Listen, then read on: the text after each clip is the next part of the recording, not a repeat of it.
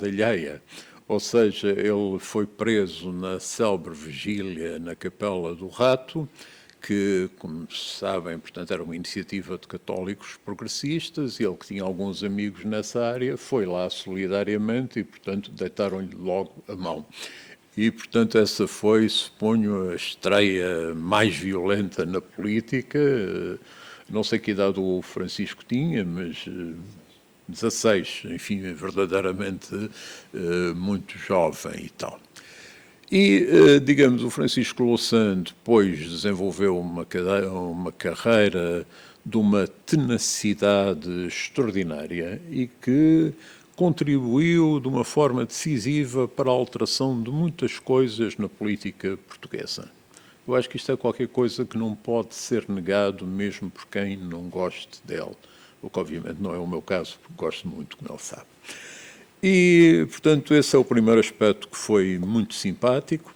O segundo aspecto é que o Francisco Louçã trabalha imenso, como toda a gente sabe, escreve imenso, escreve livros de grande qualidade, e em 2021, porque estamos a trabalhar basicamente com livros de 2021, 2022, escreveu 2 livros, um em coautoria com a Mariana Mortágua, um manual de economia política, e este outro livro que se chama O Futuro Já Não É o que Nunca Foi, uma teoria do presente.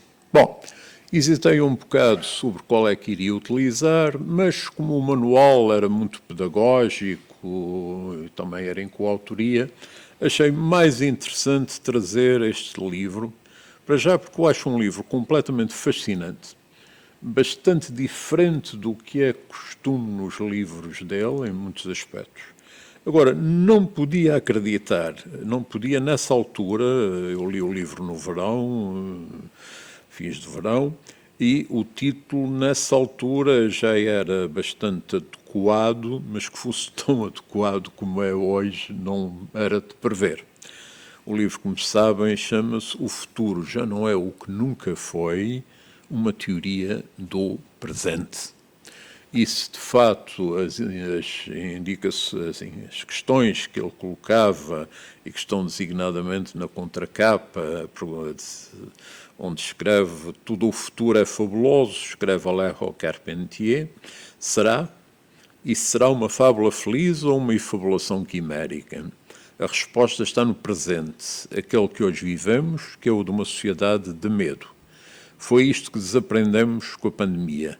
O medo dos outros ou de nós próprios fechou-nos numa vida em zapping, mergulhou-nos em identidades ilusórias no Facebook, avassalou-nos com imagens dominadas pelo tribalismo, seja de religiões fanatizadoras, seja de supremacismo agressivo. O nosso mundo está a mudar e ressurgem fantasmas do passado. A necropolítica que usa a destruição como normalização e a bufonaria que leva títeres ao poder, fazendo com que, como adivinhava Foucault, o grotesco seja um dos procedimentos essenciais da soberania arbitrária, é ainda hoje mais verdade do que quando escreveu neste verão. E será curioso ver em que medida é que integra já os acontecimentos mais recentes em torno da guerra na Ucrânia nesta análise. Com o Francisco Louçã vão estar 2 outros professores de exceção. O professor João Ferreira do Amaral, que é um dos nomes mais respeitados da economia portuguesa, que deixou marcas mais fundas nos seus discípulos, quer nos que foram discípulos no sentido restrito de alunos no ISEG, quer os que, como eu, não o foram, mas são pelo muito que aprendi com ele e, digamos, com a sua coragem de contestar posições muito enraizadas e que não é cómodo, por vezes, atacar. O professor Miguel Mori Silva vem da Faculdade de Direito, já uma vez falei aqui um pouco desta questão da economia e do direito, é um dos mais brilhantes professores daquilo que é o nosso grupo de ciências jurídico-económicas e, além disso, hoje em dia também faz parte da administração da Autoridade da Concorrência. é um dos nossos professores mais criativos, mais provocativos, no bom sentido da palavra, e, portanto, é uma pessoa ótima também para este debate. Mas, enfim, vieram cá para os ouvir.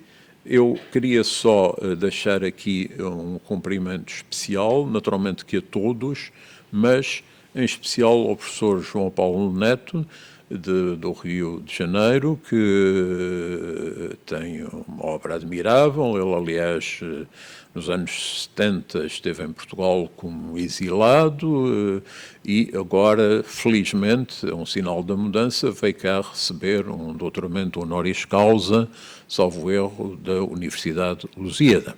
E, portanto, seja bem-vindo, é um prazer tê-lo aqui e esperemos que possa até haver um debate em que ainda possa intervir.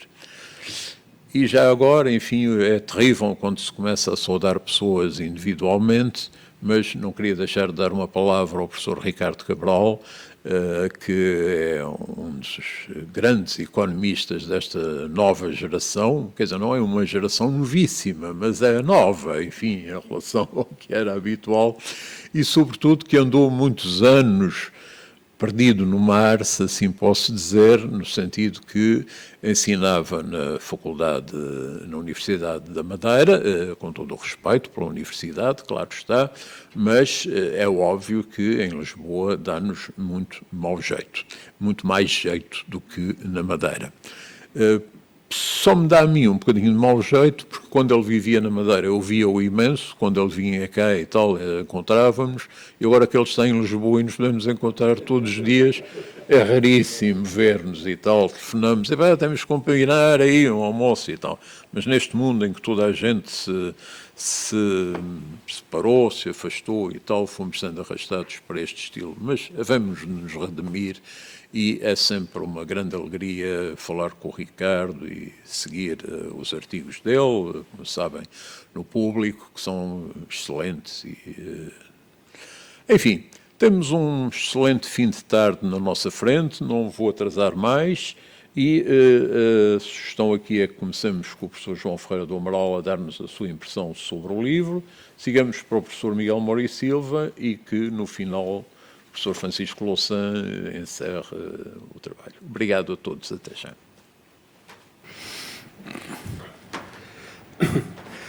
Então, vou começar agradecendo ao professor Paes Ferreira o convite e também a menção que me fez. E vou fazer, digamos, uma intervenção que não é, obviamente, uma apresentação do livro, não faria sentido passado este tempo. Mas o livro, de facto, tem um fascínio, o professor Paes Ferreira referiu isso mesmo, e eu também senti o mesmo fascínio, e tem muito material de reflexão que, de facto, permitiriam estarmos aqui horas a discutir com utilidade os aspectos que não são mencionados. Eu não creio, e tenho uma divergência em relação ao professor Paes Ferreira, não sei se isto é tão afastado do percurso do Francisco como isso. Eu não diria. Já houve livros anteriores que têm, digamos, uma forma de apresentar questões gravíssimas da sociedade presente na altura ou atual hoje, e, portanto, eu diria que vai também, com diferenças, vai também, tanto quanto eu vejo, no percurso do Francisco, ao longo já dos muitos anos, que escreve sobre o presente. No fundo, é sobre o presente que estamos aqui a tratar. Eu vou escolher alguns aspectos só meramente significativos da impressão que me fizeram. De forma nenhuma é uma menção completa de todos os aspectos que são tratados no livro. Como digo, tem de facto lá dentro muito conteúdo para debate e utilidade de troca de ideias. E começava pela Sociedade do Medo, que de facto é também o começo do livro, e é verdade que nós estamos numa sociedade de medo por várias razões. Medo que Pode ser um medo, quase diria, de uma ameaça imediata, o caso da Covid, por exemplo, foi medo de uma ameaça imediata, física. Poderia ser um medo de uma invasão. Infelizmente temos hoje um caso que não era previsível aqui há uns meses atrás. Mas também pode ser um medo do caos ou um medo de ver todos os valores que habitualmente as pessoas respeitavam ou que sentiam que era respeitado para a maioria começarem a alterar-se. Isso é um medo normal que sucede a muitas transformações das sociedades e que não é em si próprio diferente de muitos outros períodos históricos. Mas eu penso que, no caso atual, esse medo, essa sociedade de medo, leva realmente a ter medo de tudo e todos, medo do outro, medo de que haja alguém que domina todos os aspectos da nossa vida, medo porque não podemos dar um passo sem que alguém saiba que demos esse passo e que está registado e por aí fora. Isso, em grande parte, é novo porque tem a ver com os meios técnicos atuais de dados, de coleta de dados, e essa situação está enraizada, de facto, na sociedade. Feliz ou infelizmente, para meu ver, infelizmente, até porque não sou grande utilizador de instrumentos de comunicação desse tipo, mas a verdade é que as pessoas aderiram.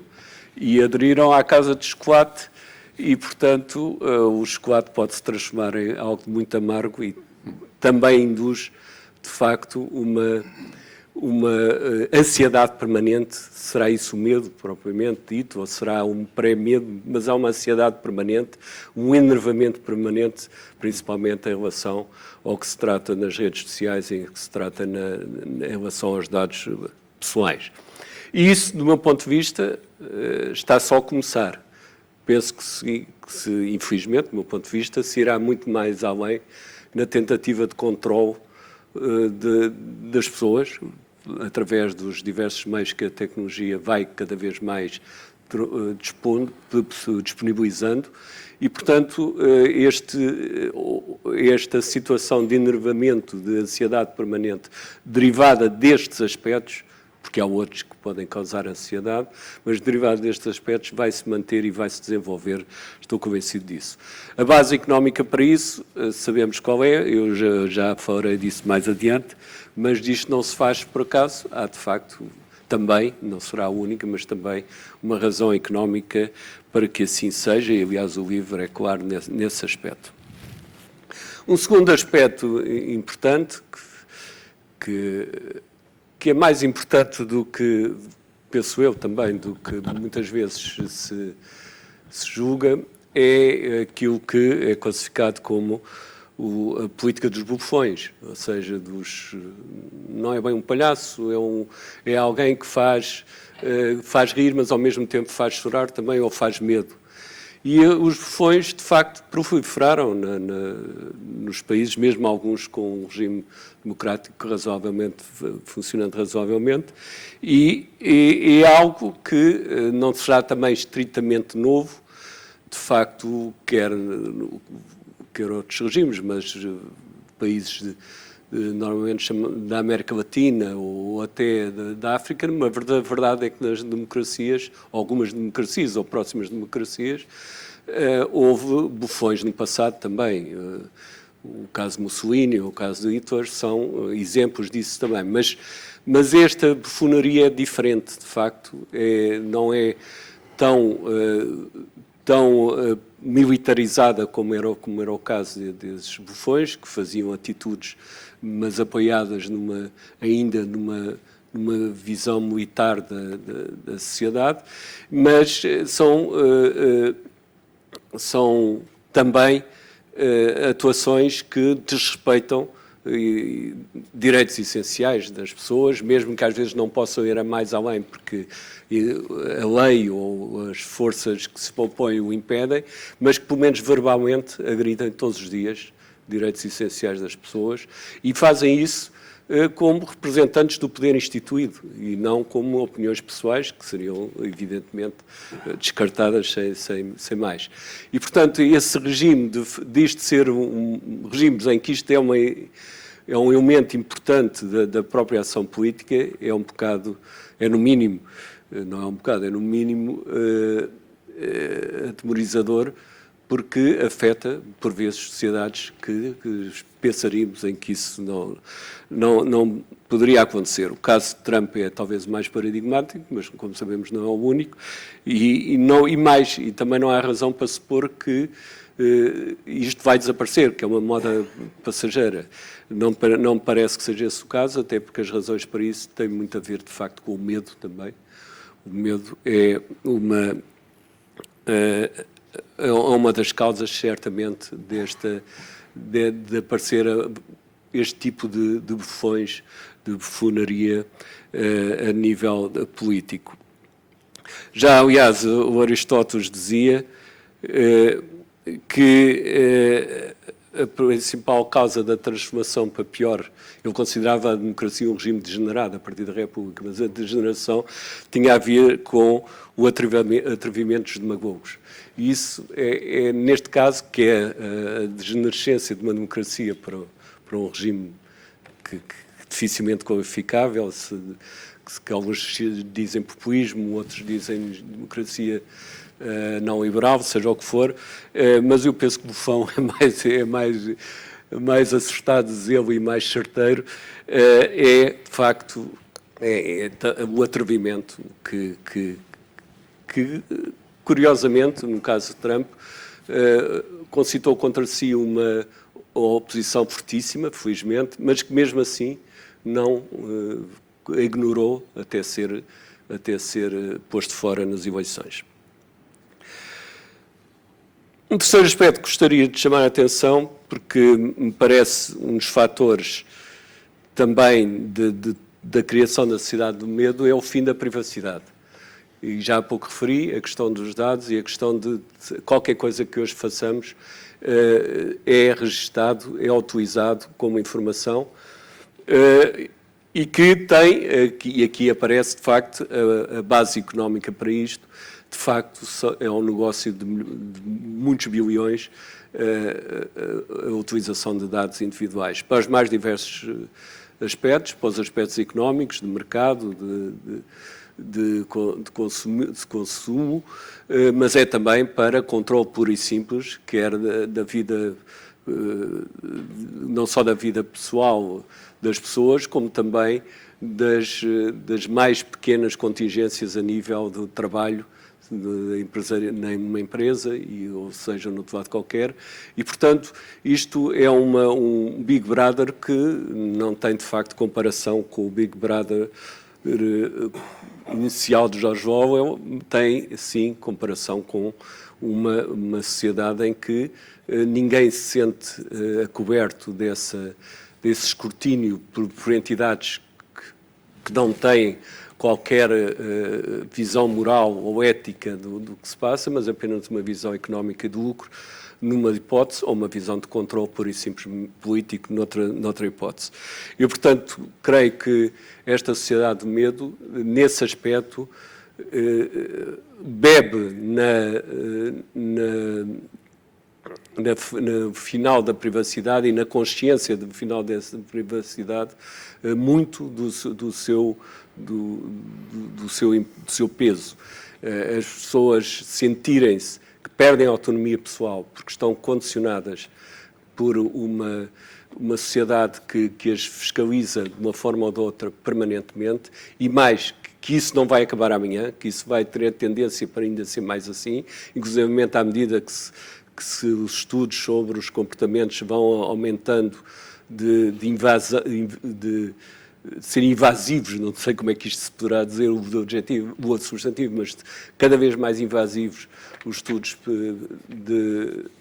da forma como nos comportamos, da forma como pensamos, inclusivamente, e, portanto, isto para as pessoas cria uma ansiedade adicional e penso que é um dos elementos da sociedade do medo. Que isso leve à criação de regimes como os bufões já é algo que não nos deve espantar, porque também o medo teve muito a ver com o que foi um paralelo histórico do fascismo nos anos 20 e depois nos anos 30. Finalmente, um último aspecto, para não ultrapassar o tempo. De facto, o Francisco menciona, enfim, no livro, que isto tudo tem a ver com uma situação de um capitalismo tardio. Pode-se qualificar assim, penso que não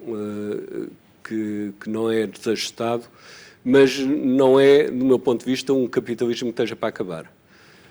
É um capitalismo que está a ganhar uma nova forma, ainda de uma maneira caótica, e muitas dessa nova forma, infelizmente, pelo menos para mim, não gosto do que se pode antever.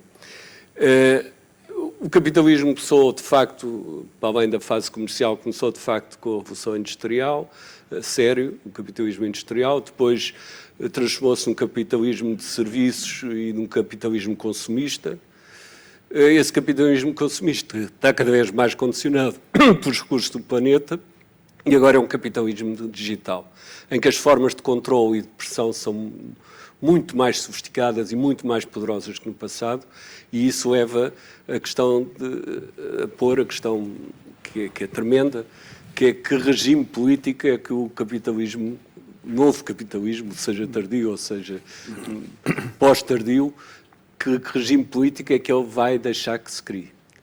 E isso é uma questão básica, porque significa que se queremos manter, não creio que se vá querer uma democracia com os valores que nós consideramos os valores-chave da democracia, e, portanto, se queremos ter uma democracia, vai ser uma luta difícil, porque as armas são muito desiguais. Mas é importante saber que novas formas de mobilização provavelmente terão que ser criadas, porque o inimigo também, neste caso, o que é o inimigo dos valores da pessoa humana, o inimigo está muito mais sofisticado e entrou, penso que o Francisco fala até do vírus, e entrou como um vírus, de facto, que se torna cada vez mais difícil de controlar. E, nesse aspecto, o livro leva-nos, ou induz-nos a refletir sobre que tipo de oposição é que se pode fazer para uma degenerescência de tal forma óbvia nos espaços iniciais como está a suceder, a nível dos regimes políticos, alguns deles que nós considerávamos relativamente estáveis, e mesmo com as suas deficiências e com os seus lados negros, apesar de tudo, mantinham um certo mínimo de respeito pela pessoa humana. E pronto, é com esta nota de ficar a pensar no que é que pode ser a luta futura que eu acabaria a minha intervenção, e dar os parabéns ao Francisco, evidentemente, por excelente oportunidade que dá para refletirmos sobre estes temas, agora, no presente, de facto.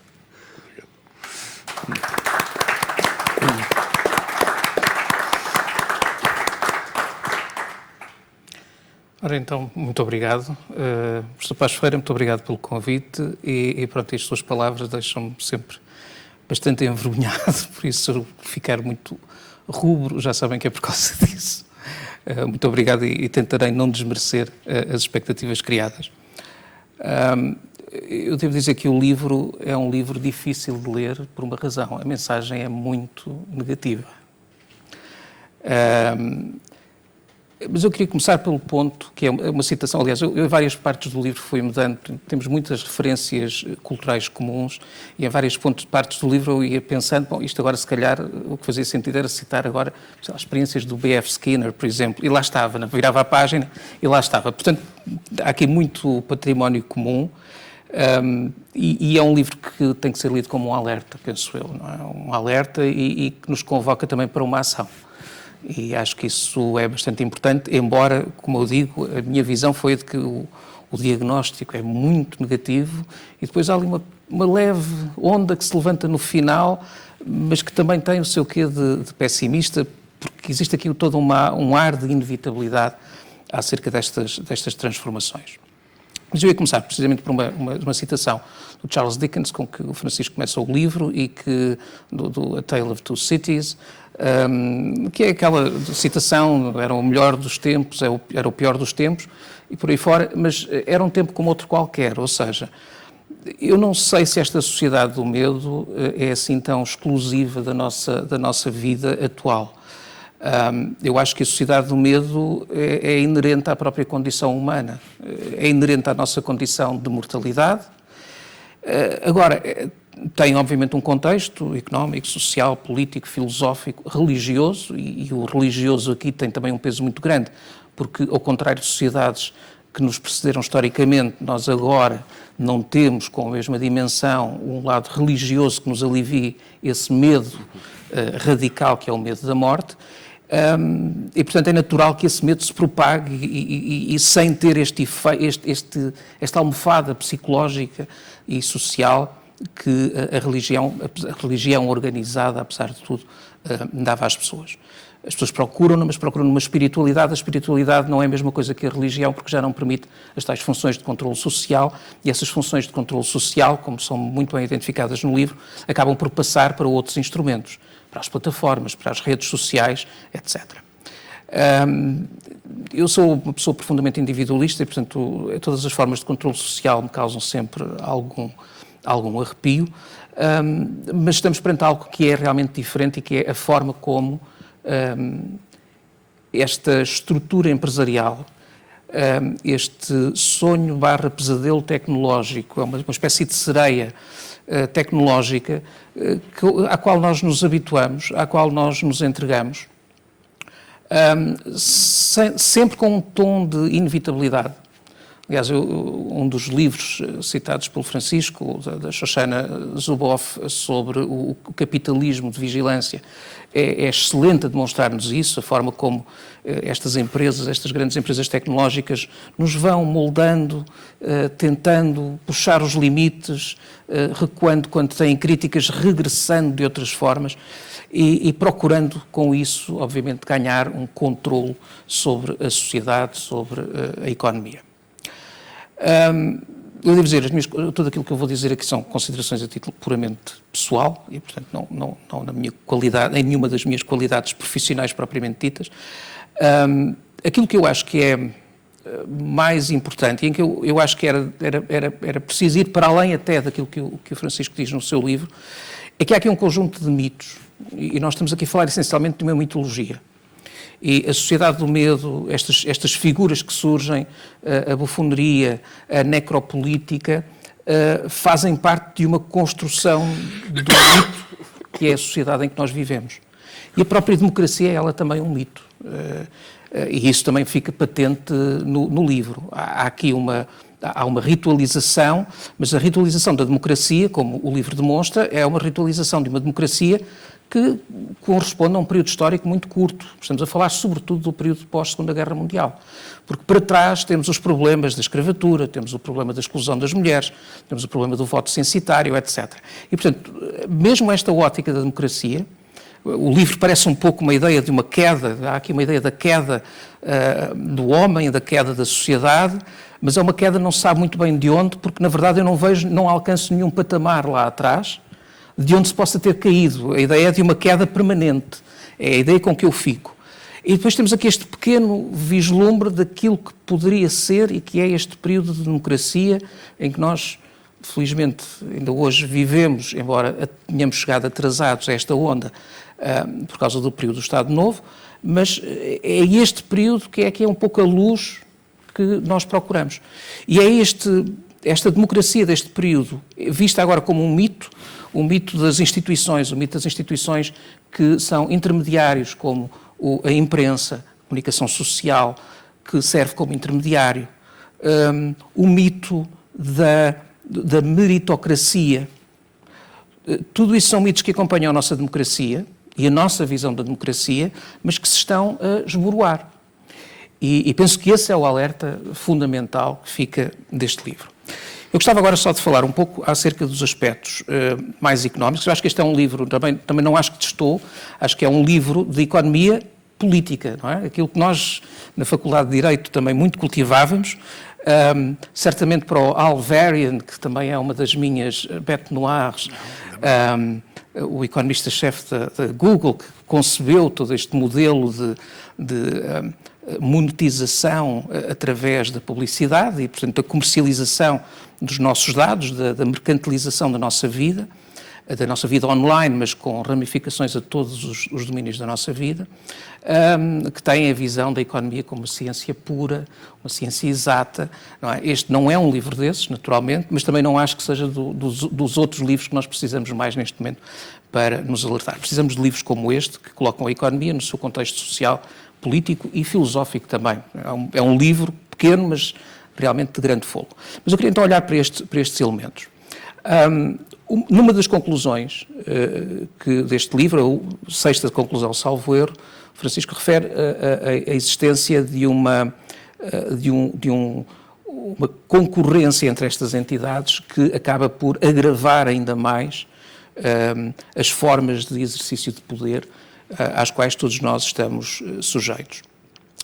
E esta é uma área que me é cara, como investigador e académico na área do direito da concorrência, e que, curiosamente, tem tido ecos também nessa área. Ou seja, hoje em dia, eu trago aqui um livro e depois vou ler aqui uma pequena citação que não é de um livro técnico, é uma citação do Steinbeck e das Vinhas de Ira, que eu acho que casa muito bem com o tema que o Francisco aqui nos propõe, mas o título deste livro, da Michelle Meagher, que é uma investigadora britânica, o título diz tudo: Competition is Killing Us.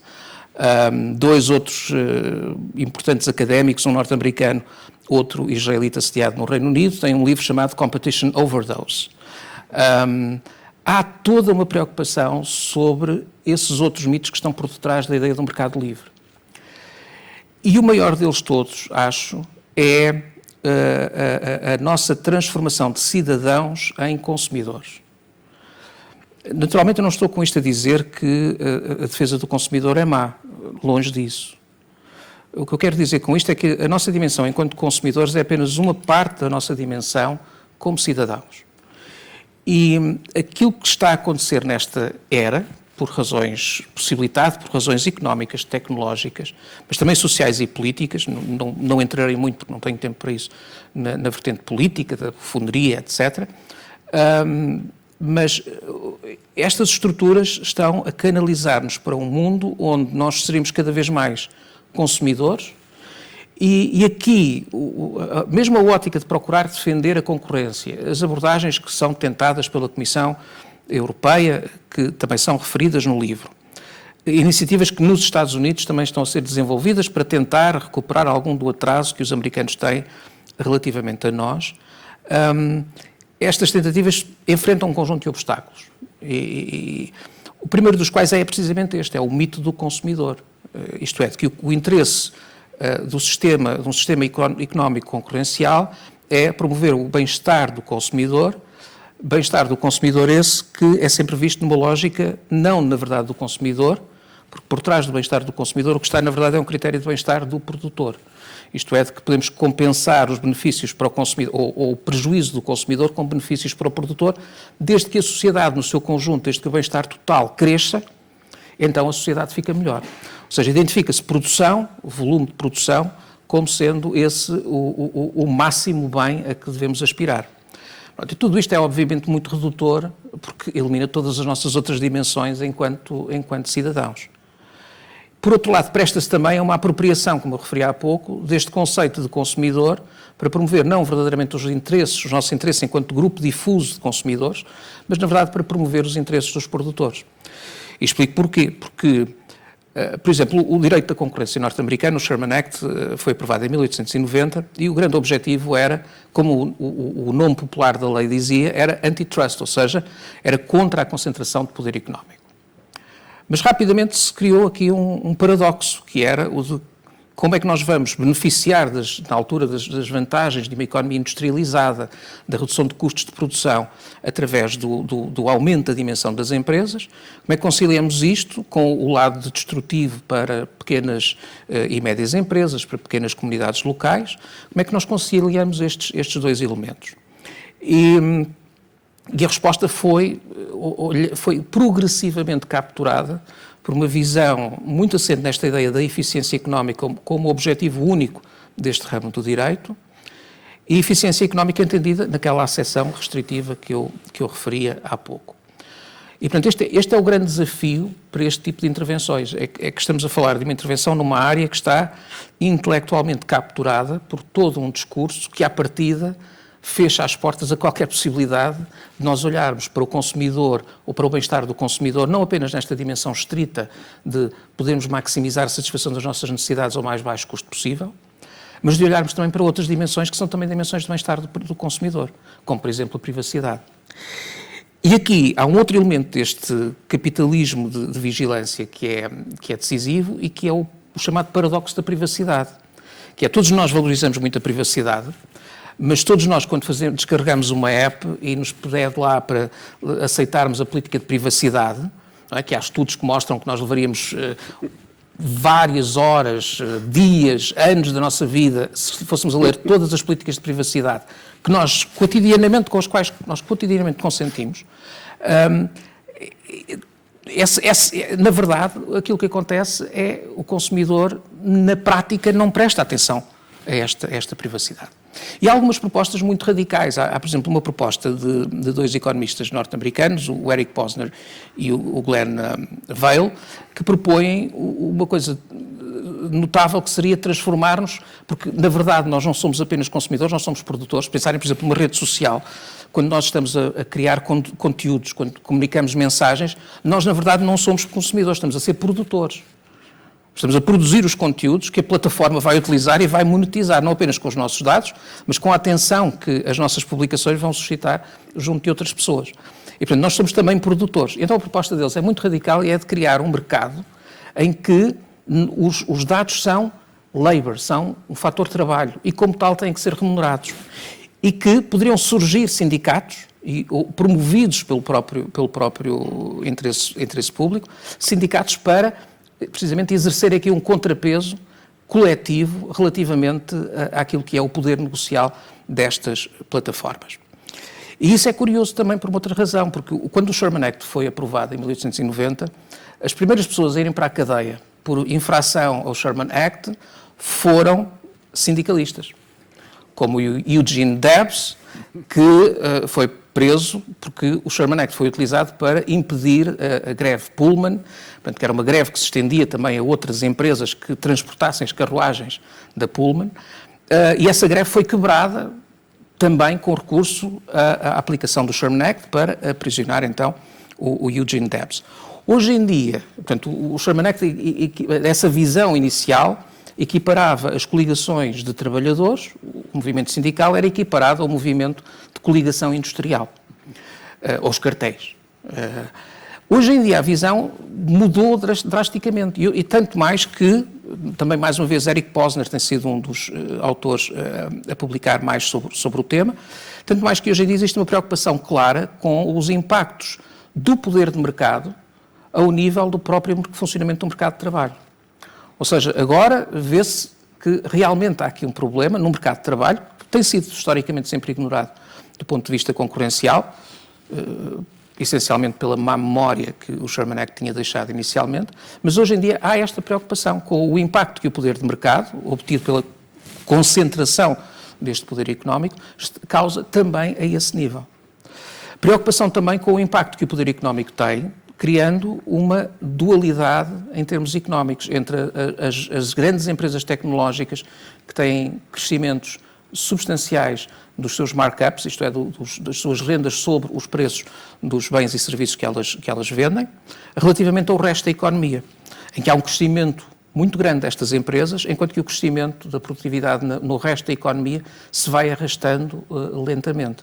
E, portanto, temos uma economia dualista, temos o cidadão confinado a um papel de consumidor, temos uma sociedade de vigilância por todo o lado e, para podermos reagir a isto, temos que começar a desfazer estes mitos. Temos que começar a desfazer este mito do consumidor, temos que começar a desfazer o mito de que o objetivo da sociedade, das empresas, é maximizar o lucro em benefício dos acionistas, descurando todas as outras obrigações que a empresa deve ter para com a sociedade. E mais, olhando para o próprio mito, que é a personalidade coletiva.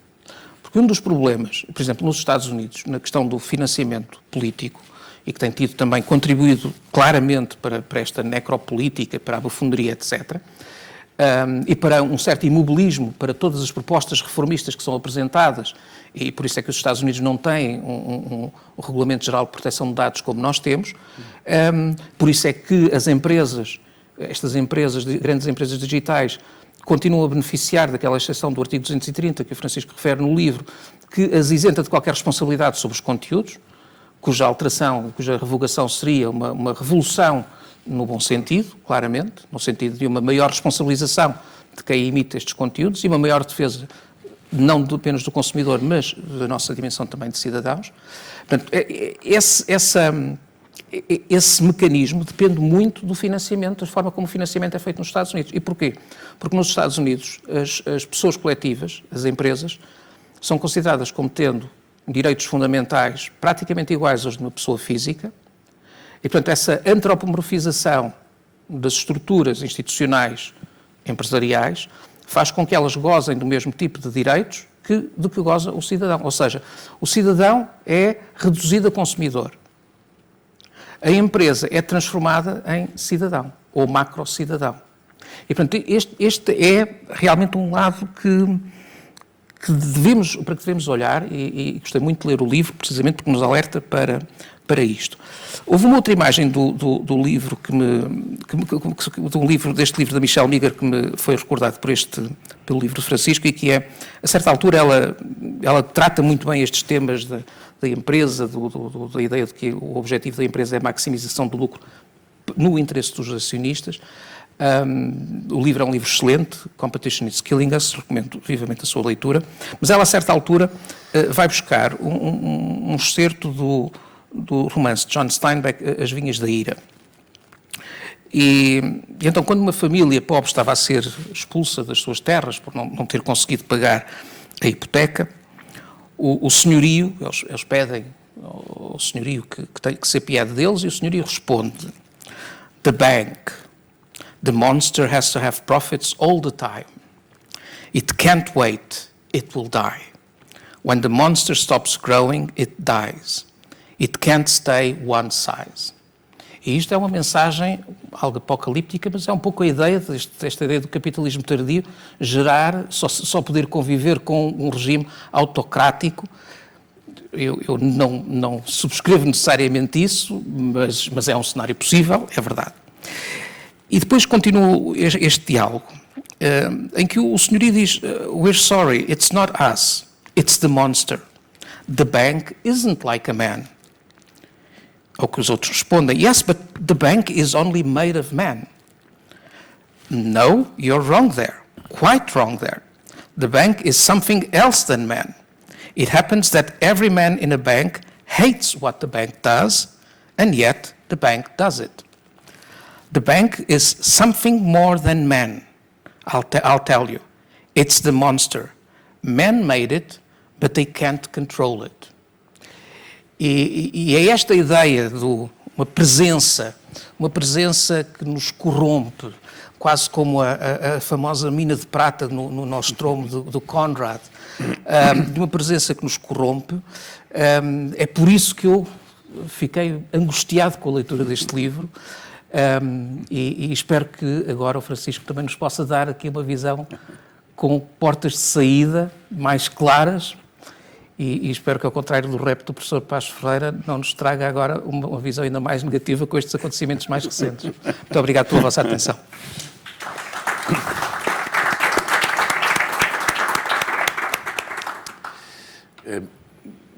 Eu queria agradecer a vossa presença e, naturalmente, também às pessoas que nos acompanham online nesta iniciativa do sempre incansável professor Eduardo Passos Ferreira e do seu Centro de Investigação na Faculdade de Direito. Também uma palavra à Culturgest, pela simpatia da hospitalidade. E queria-vos dizer que, na antecipação dos comentários do ilustre economista e um ilustre jurista, eu preparei um pequeno improviso e fui juntar alguns slides sobre um dos tópicos do livro. Apresentá-lo brevemente. Aí vêm eles, creio eu.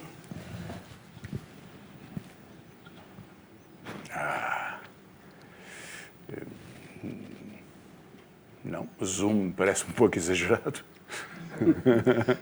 Já temos o suficiente nas nossas vidas.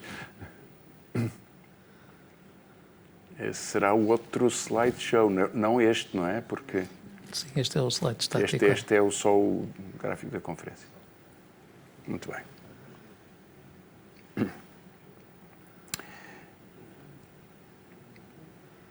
Portanto, será o outro ficheiro.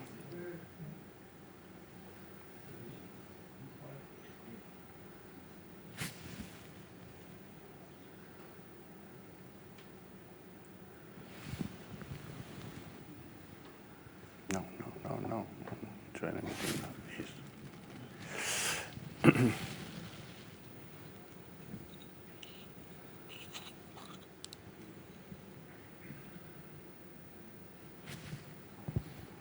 Que o fecheiro não está aberto.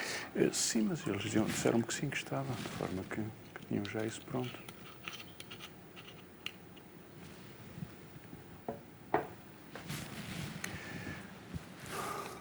Aguarda-se a qualquer momento. Faz mal.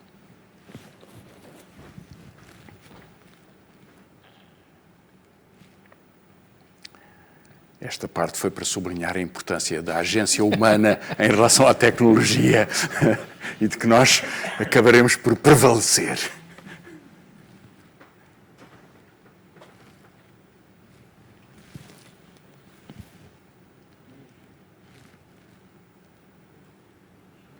Eu não usei esta imagem no meu ficheiro. Eu acrescentei na... Muito bem, muito bem. Então, acha que será este?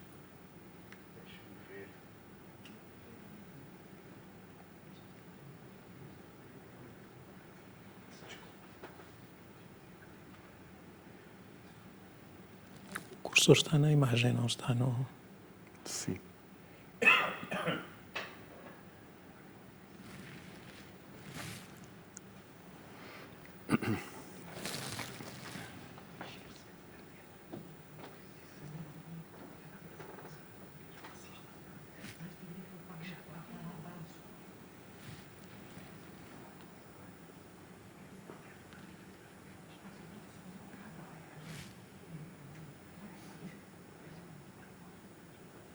É isso. Está perfeito. Se calhar vou isso para... Sim. Anda. Anda um bocadinho para trás. Agora dou tudo para a frente. Ele está a ir sozinho para a frente, devo-lhe dizer. Acho também uma boa forma de fazer isto.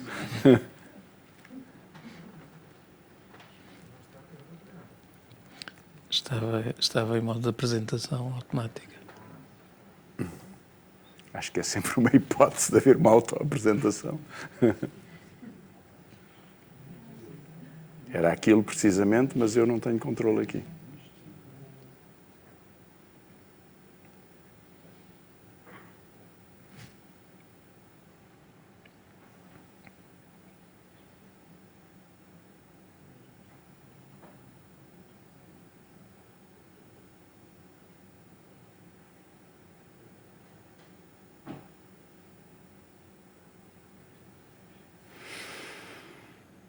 É esse, se puser em modo de apresentação, em slideshow.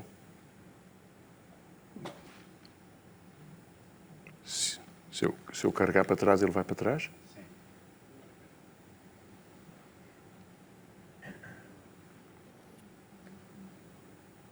Exatamente. Snow Crash. Não, eu carrego para trás, ele vai para a frente. Agora, sim. Aparentemente, sim. Está bem? Vamos experimentar. Bem, muito obrigado. Desculpem isto, mas a vida é assim, como dizia o nosso antigo primeiro-ministro. O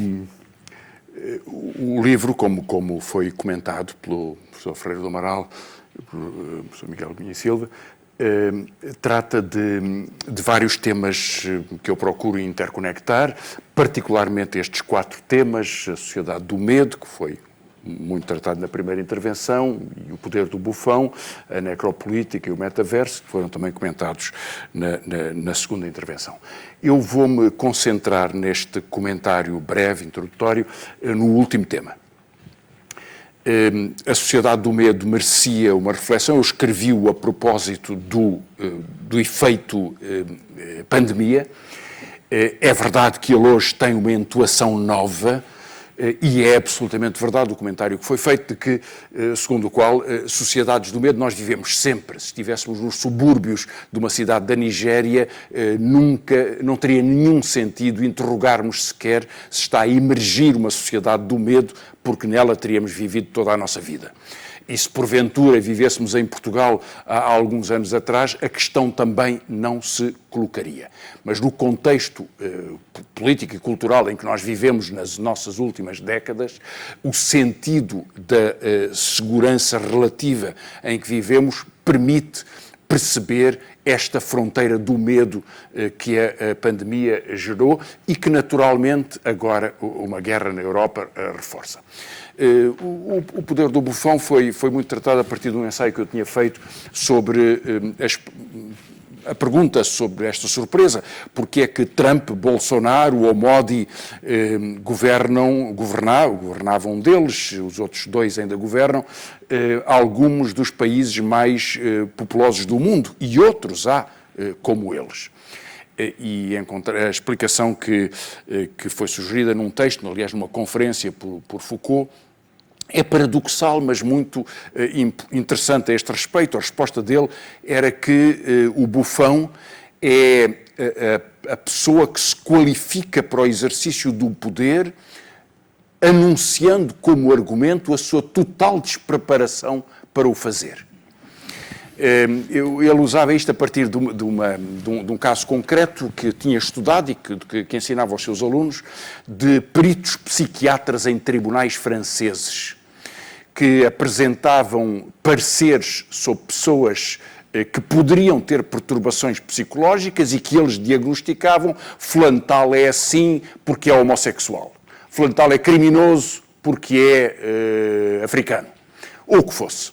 E essa exibição do poder do técnico, do especialista, como uma fraude à ciência e, portanto, como uma fraude ao tribunal, era argumentado pelo Foucault, comparando com o exemplo de uma peça muito célebre no teatro francês, aliás, no Teatro Universal, que é o Ubu Rei. O Ubu classificava-se e pôde ser rei precisamente por ser totalmente desqualificado para exercer qualquer mando e para o fazer da forma mais arbitrária que se poderia imaginar. E isso, dizia Foucault, é o poder bufónico. O poder bufónico é o poder de Trump e, em alguma medida, é também assim que se constituiu a maioria social que permitiu a sua eleição, ou a de Bolsonaro também. Em alguma medida, a necropolítica responde também a isto. Eu escrevi sobre a necropolítica a partir de uma tentativa de interrogar porque é que na civilização moderna, na civilização, digamos, nas democracias que nós damos como seguras, existe uma raiz tão forte, em particular do racismo, em alguns casos de outras formas de discriminação que são tão estruturalmente garantidas. As leis de Jim Crow nos Estados Unidos até aos anos 60, o facto de haver algumas regiões da Europa que só reconhecem o voto das mulheres nos anos 70 e nos anos 80 do século passado, ou se quiserem um exemplo mais recente, ontem no inquérito que é feito, na audiência que é feita no Senado norte-americano para decidir a confirmação ou não de uma juíza candidata ao Supremo Tribunal, um senador republicano comentou que, no seu entender, a legalidade ou não dos casamentos interraciais deveriam ser um assunto de legislação estatal nos Estados Unidos. Isto tem a gravidade que podem imaginar, dito ainda por cima uma candidata negra que tem um casamento com um branco. Não importa, aliás, a circunstância, porque o grotesco bufónico de uma afirmação deste tipo, de poder supor que pode haver alguma legislação impedindo casamentos interraciais, é de si próprio alguma alegação direta do que é a necropolítica nos dias de hoje e como ela pode crescer. No entanto, não era destes 3 temas que eu vos queria falar, e que, aliás, em alguma medida foram muito bem comentados. Até agora, queria falar do metaverso. O conceito de metaverso é uma história curiosa, porque ele foi primeiramente enunciado num romance de ficção científica do Neil Stephenson, Snow Crash, em português é Samurai, nome de código. Eu não li o livro, mas sei que o livro se refere à existência de um mundo digital paralelo em que ocorre uma parte da aventura. Recentemente, o Zuckerberg renomeou a sua empresa, dona do Facebook, do WhatsApp e do Instagram, como Meta, a partir da ideia do metaverso, que passou a ser o seu principal objetivo civilizacional. Ia dizer empresarial, mas na verdade civilizacional. Devo dizer-vos que o Neil Stephenson ficou muito zangado. Ele já escreveu este livro há 30 anos atrás, inventou o termo, como muitos outros aparecem na ficção científica, mas ficou muito zangado porque não tem nada a ver com o assunto, diz ele. O que é o metaverso? Que eu trato numa parte do texto, embora desde o verão passado, desde que o texto foi publicado, desde o ano passado, muito mudou, em particular a transcrescência deste projeto de Zuckerberg e a sua afirmação civilizacional. O metaverso seria o universo digital paralelo ao universo real, mas em que, à parte da nossa existência sobrevivente, a nossa atividade seria residente. Nós trabalharíamos no metaverso, comunicaríamos no metaverso, faríamos correspondência no metaverso, obteríamos informação no metaverso, entretenimento e até as relações sociais. Ou seja, a nossa vida ativa seria, apesar de vivermos num corpo, seria deslocada para o metaverso. Ainda com a possibilidade, porque a experiência já está feita, de poder ter a simulação digital de relações, de contactos físicos, da percepção de contactos físicos através de um ecrã, que é uma experiência que o Zuckerberg, aliás, deu grande ênfase, porque foi um grande orgulho da sua parte. Portanto, a percepção é esta.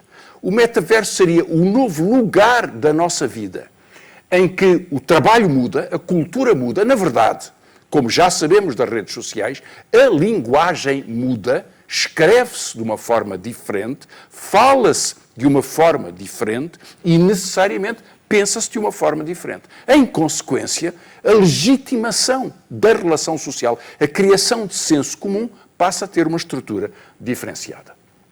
Isso permite coisas extraordinárias.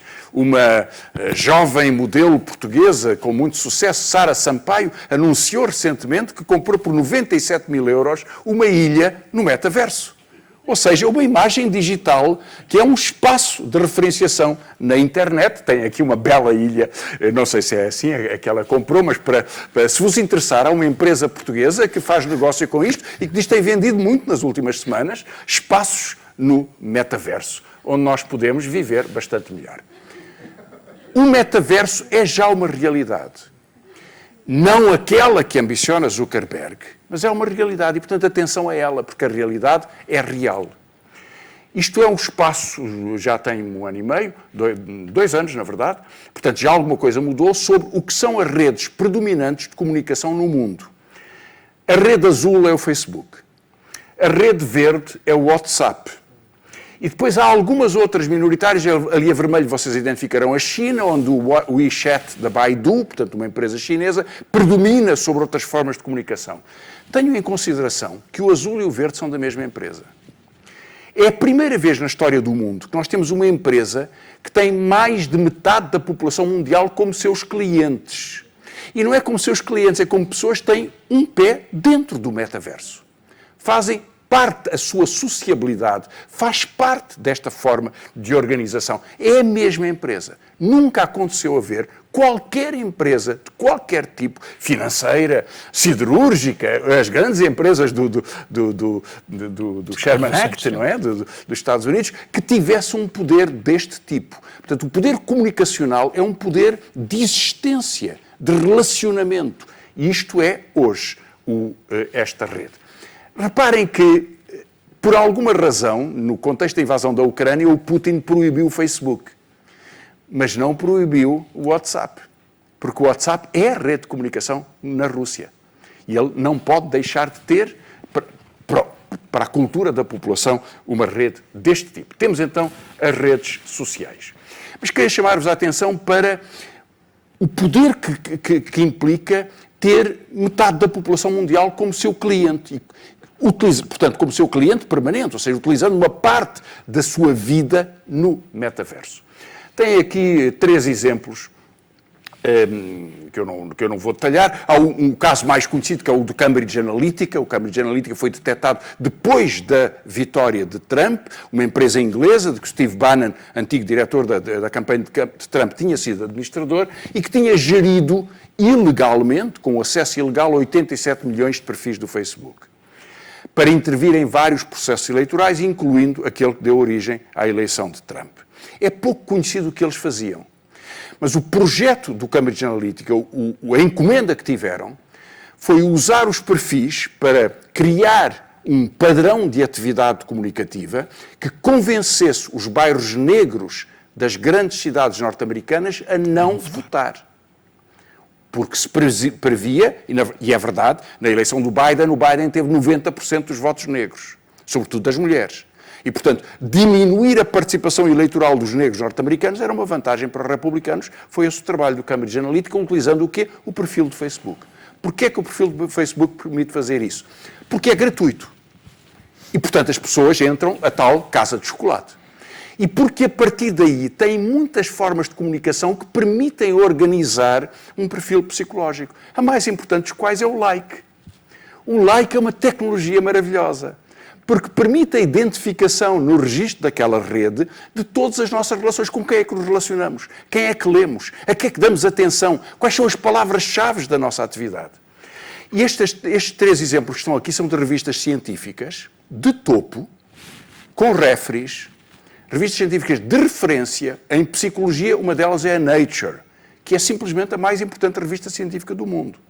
A Nature publicou aquele artigo que está ali do lado direito, cujo título é Uma Experiência com 61 milhões de pessoas, que é feito por universitários, por académicos e por académicos que trabalham nos centros de investigação da Google, que utilizaram as informações da empresa, portanto, os cookies que permitem registar a informação da empresa e criar perfis de utilizadores, usando dados sobre 61 milhões de pessoas para determinar se a empresa podia dar sinais suficientes no seu feed de notícias que pudessem alterar os seus padrões de comportamento, por exemplo, numa eleição.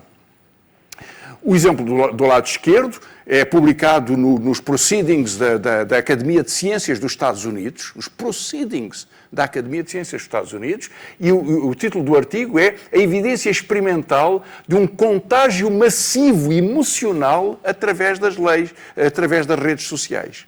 E simplesmente a experiência consistia em dividir 2 grupos de pessoas, e estamos a falar de milhões de pessoas, e transformar o feed de notícias com notícias positivas e no outro com notícias negativas. E verificar como é que as pessoas se comportavam em relação à estimulação comercial. Se iriam comprar mais ou comprar menos durante aquele dia. Qualquer destas experiências provocou um problema. É que os objetos da experiência são pessoas que não deram consentimento. E que não estavam sequer informadas, estavam a ser parte de uma experiência, porque havia uma manipulação da informação que lhes era oferecida. No primeiro caso, isso não foi um problema deontológico suscitado pela Academia. No segundo, houve um pedido de desculpa da Universidade de Cornell e uma sanção ao professor que tinha tido este procedimento. O terceiro exemplo, targeting os alvos psicológicos de uma abordagem efetiva da persuasão digital de massas. Mais uma vez, nos livros, na revista, que registra os documentos apresentados, as principais comunicações apresentadas na Conferência Anual da Academia de Ciências dos Estados Unidos. Portanto, o caminho vai longe, mas este é o meu favorito. Isto é de uma equipe do MIT. O MIT é só a primeira, a segunda ou a terceira mais importante universidade dos Estados Unidos. O último dos autores chama-se John Paradiso. E o John Paradiso é o diretor do Laboratório de Mídia e de Comunicação do MIT. O título do artigo, portanto, é um artigo científico, publicado numa revista científica, é o reconhecimento dos estados mentais em tempo real usando um eletroencefalograma portátil, que é o que vocês têm no registro da fotografia. Portanto, a ideia é colocar um eletroencefalograma na cabeça de uma pessoa e registando a ativação elétrica de várias zonas do cérebro em função da motivação comercial e da estimulação da imagem de produtos com a qual a pessoa se vai confrontando ao longo da vida, ao longo do dia, ao longo do seu tempo. Metaverso. Cada um destes artigos tem 6 anos, outro tem 4. Isto tem muito tempo. A maturação, a legitimação científica, mesmo com alguns precalços, e a forma como evoluiu este sistema é o que permite, há poucos meses atrás, o Zuckerberg anunciar que há um novo mundo que é o metaverso. O metaverso não é um projeto comercial. O projeto comercial era utilizar os perfis e as informações das pessoas, pelos likes, pelas relações, com quem comunica, por onde se desloca. Por exemplo, o McDonald's da China utiliza o sistema de referenciação GPS da Google para saber quais são os trajetos das pessoas quando se aproximam das suas lojas. E para saber onde deve colocar as lojas, para onde é que as pessoas vão e qual é o tipo de publicidade que deve colocar naquele contexto. Isso é comercial. Isso é comercial. É poderosíssimo. Porque hoje a publicidade passou a ser uma publicidade digital, quer dizer, orientada para a pessoa. Não é a publicidade genérica que importa hoje em dia. É uma publicidade para mim, porque eu fiz uma pesquisa sobre uma visita a Valparaíso, no Chile, há uns meses atrás, e, portanto, vão dizer que tenho que alugar carros em Valparaíso. Ou outra coisa qualquer, parecida com essa, ou outra que seja, que vocês possam lembrar. Isso é comercial. O metaverso é saltar da utilização intensiva da extração de dados como uma valorização da publicidade digital para um mundo em que passamos a viver, conviver, receber estímulos e ter relação social e humana a partir desta rede, e é por isso que o John Paradise pode fazer uma coisa destas. E como acabou de ser dito, isto tem uma justificação. Tem uma fundamentação. O Skinner, enfim, eu conheço pouco de psicologia, mas quando falei sobre o Skinner e sobre a importância que ele tem na psicologia norte-americana, amigos psicólogos, eles disseram, pois claro, o Skinner é um dos maiores psicólogos do século XX, tem trabalhos magníficos sobre a estimulação para o comportamento, e admito que assim seja, com certeza. Mas há uma razão pelo qual os textos do Skinner, ele foi professor em Harvard até 1990, creio que já exatamente morreu em 1990, com 86 anos, na criação da psicologia comportamental, que em si mesmo se percebe que é uma área fascinante da psicologia, mas o que ele queria associar é o que entusiasma os autores do metaverso, é a ideia do controle. Que ele, aliás, escrevia como só nos anos 50 se poderia escrever nos Estados Unidos, com uma franqueza que parece surpreendente. Uma frase destas, o que eu quero derrubar. Reparem, a escolha das palavras, o que eu quero derrubar é o homem autónomo, o ser humano autónomo, o homem íntimo, o homúnculo, a possessão demoníaca do homúnculo, que é a pessoa privada. O homem defendido pelas literaturas da liberdade e da dignidade.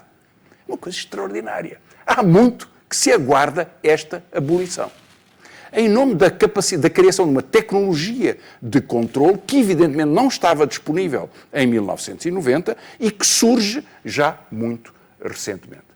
E, portanto, é este metaverso que eu me quero referir, porque o conceito de capitalismo de vigilância foi sugerido por uma professora de Direito da Universidade de Harvard, a Shoshana Zuboff, num livro extraordinário, que aliás foi publicado em português, que se percorre sobretudo a emergência da Google e dos mecanismos de poder e de utilização de informação pela Google, como o livro tem já 2 anos, creio eu, 2 anos e meio, não alcança ainda este novo salto, mas a ideia deste tipo de empresas pode ser representada pela trajetória da Google, da Meta, porque na verdade é uma empresa que tem como utilizadores metade da população mundial, e isso é inédito em qualquer economia, em economia moderna. Temos empresas de uma dimensão que nunca se tinha conhecido também. Se fosse possível, Não é. Mas se fosse possível fazer o exercício de comparar a capitalização da Apple com o PIB dos países do mundo, a Apple estaria entre os 8 maiores países do mundo. Seria maior do que a Espanha ou do que a Itália. E, portanto, muito maior do que a Rússia, já agora. O importante, talvez, é sublinhar que há novos exercícios do poder, e este é o poder algorítmico, ou seja, o poder de distribuição, o poder de decisão, de circulação da informação. E isto, portanto, usando a extração de dados como uma forma de produção de excedente social, o argumento da Zuboff, que é comercializável, mas que é, sobretudo, um instrumento de controle. Eu creio que este é o que eu queria acrescentar sobre essa última parte do livro, enfim, pela sua dimensão económica. Estamos num ciclo sobre pensar a economia, talvez também pelo desafio de pensar a economia num contexto de uma sociedade que muda tão depressa, cujas condições de segurança mudam tão depressa como estamos a ver nos últimos trágicos dias, mas cuja condição social evolui também ao longo deste tempo. Eu concluiria só dizendo, eu não sei se nós podemos dar-nos ao luxo de não ser pessimistas. Não sei se nos podemos dar esse luxo. Acho que, enfim, pessimismo e otimismo estão um pouco fora, são categorias que estão um pouco fora da capacidade de atuação racional e são reservas extraordinárias da capacidade humana. E, portanto, nós teremos sempre os melhores dos dias e os piores dos dias. É verdade que sim, ou como dizia o Dickens, porque é que têm que o referir? Porque, na verdade, sempre nos disseram a mesma coisa. Mas talvez as condições sejam muito diferentes ao longo do tempo. E, pelo menos, o esforço do conhecimento e da percepção exige enfim, o conhecimento da dimensão dos instrumentos.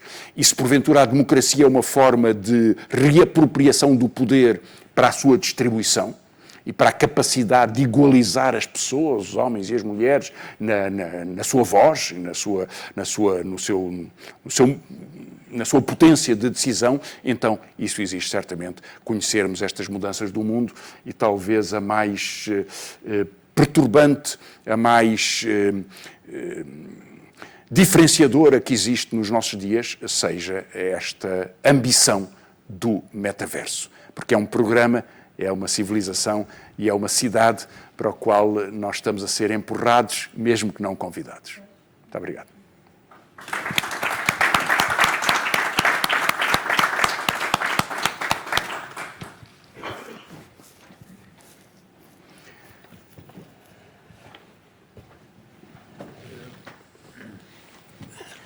Muito obrigado. Eu queria agradecer muito aos três por esta fascinante sessão de fim de tarde. Tenho algum receio que a coincidência com um acontecimento, enfim, de valor científico bastante inferior, mas capaz de levantar emoções bastante intensas, ou seja, o jogo de futebol, possa prejudicar que continuemos aqui muito tempo. Queria, entretanto, dar conta que o Dr. Paulo Macedo fez o favor de se juntar a nós. O Sr. Francisco Louçã já tinha agradecido a gentileza do acolhimento da Culturgest. Eu já vinha de trás esse agradecimento. Tem sido sempre um prazer trabalhar com o Dr. Paulo Macedo e com a Culturgest. Não sei se de facto querem perguntas rápidas, se alguém queira colocar, ou entre os oradores, se há alguma. Miguel? Mas eu queria só fazer um breve comentário quanto à questão do metaverso, porque eu li o livro do Stephenson e na verdade o metaverso dele era muito diferente, porque o metaverso dele era um metaverso criado naquela época em que a internet era vista como uma estrutura libertária, em que não havia Estado, e que depois rapidamente foi transformada numa área com intervenção não apenas do Estado, mas também depois destas grandes empresas.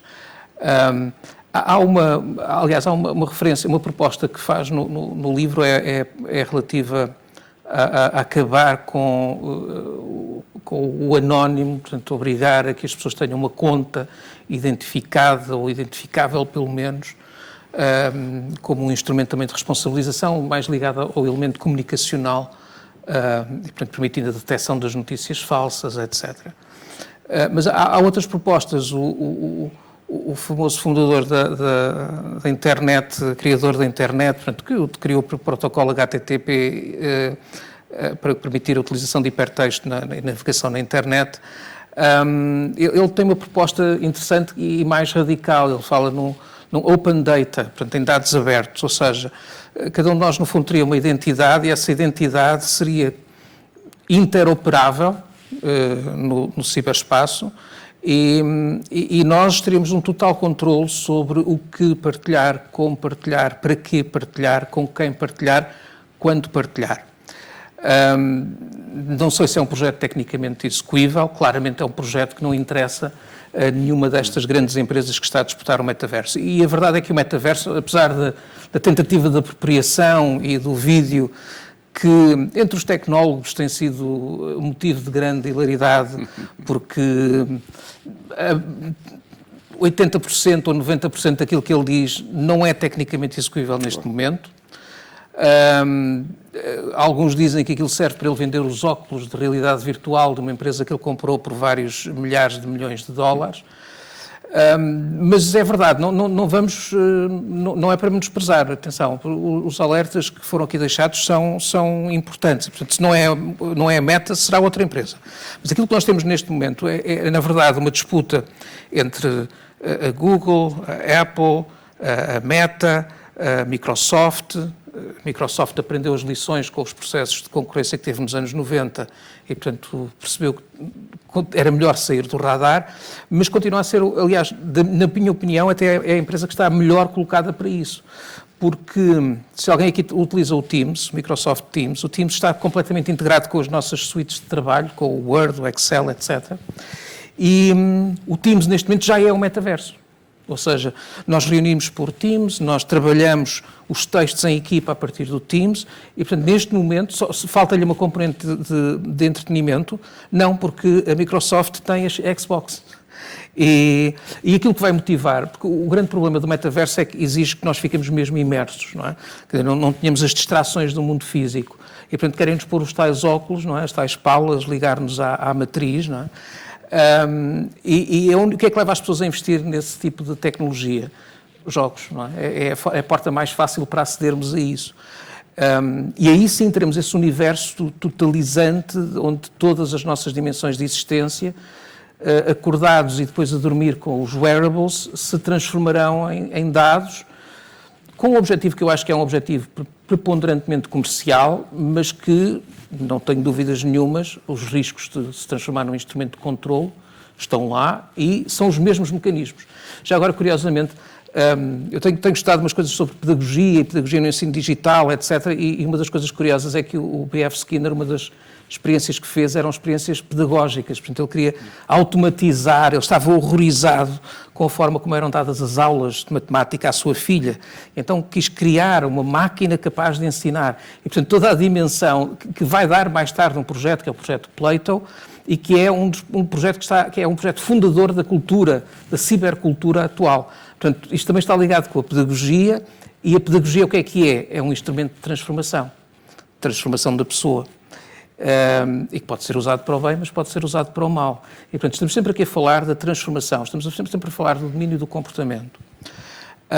Uma outra nota para um outro ponto que eu acho que é importante, que é a questão da tribalização, que é referida no livro.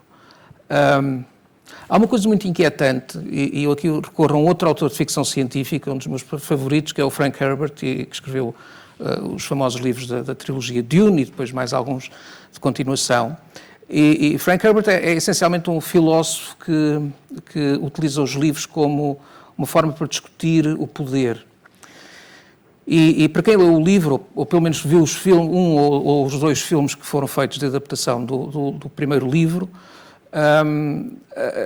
terão reparado que há uma sociedade feudal, portanto é um império galáctico, mas que vive numa estrutura feudal, em que se atribui um feudo a uma família, e o planeta Dune, Arrakis, é tirado de uma família e atribuído a outro.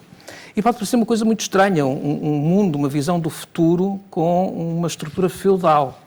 Mas ele, numa entrevista dada ainda em 1965, portanto, pouco tempo depois da publicação do primeiro livro, ele dá uma explicação daquilo que ele tinha em mente. E a ideia dele é de que nós, no fundo, deixados ao nosso livre-arbítrio, acabamos por retomar sempre um modelo tribal. Ou seja, esta sociedade do medo, ao provocar esta inquietação, este medo, leva-nos a regressar a este impulso de regresso a uma forma mais primitiva, mas mais segura de organização.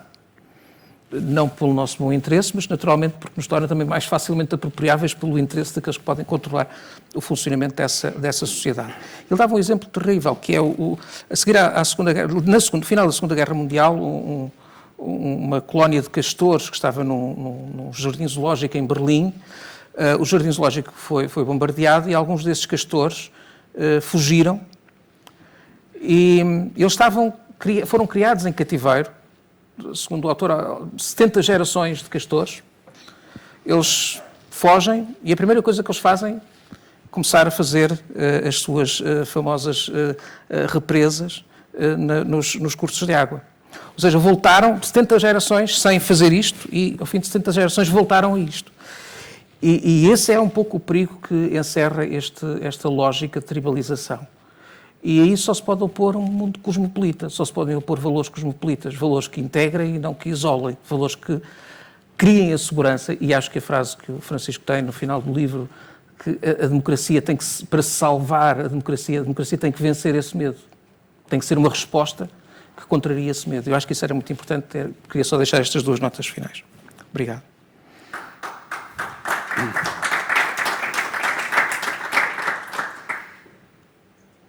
Professor, não sei se há alguma questão do público.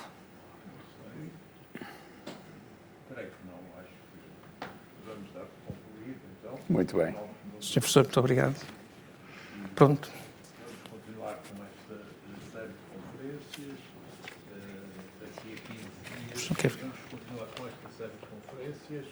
Daqui a 15 dias teremos uma conferência de professor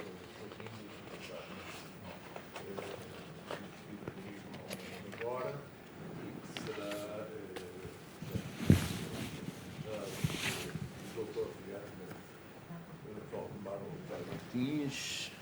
Obrigado. Obrigadíssimo. Pelo Dr. Guilherme Valdemar Oliveira Martins e pela professora Paula Vaz Freire, diretora da nossa Faculdade de Direito.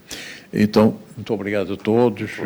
Enfim, um patriótico desejo que Portugal elimine a monarquia e...